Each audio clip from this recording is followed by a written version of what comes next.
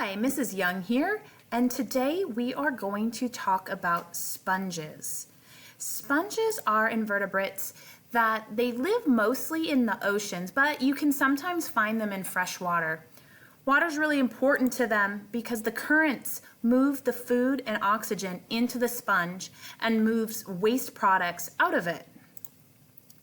When you start looking at the body structure of a sponge, they're unique because they don't have specific tissues or organs like a human would, but they do have special cells that are made for different functions.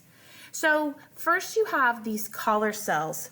The collar cells have a whip-like structure. You can see it right here. It's also called a flagella that helps water move into the sponge and trap food.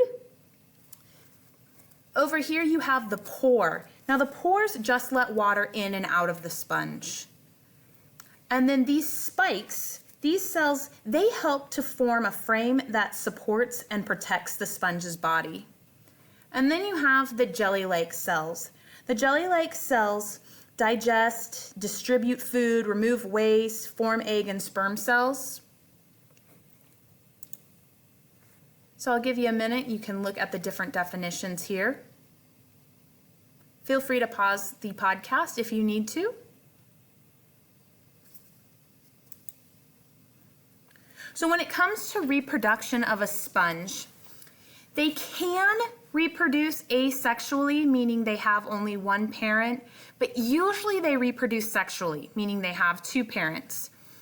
Each sponge makes both the sperm and the eggs, so there's no separate sexes like we have humans or other mammals. You have the male and the female.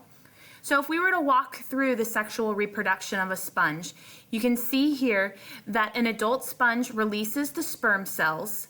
Those go through the water and enter into another sponge where it fertilizes the egg.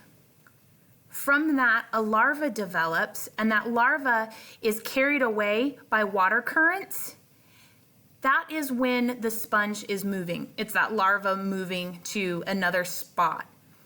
Once the larva settles on a hard surface, then it begins to develop into the adult sponge. And at that point, it doesn't move. It just stays in one place.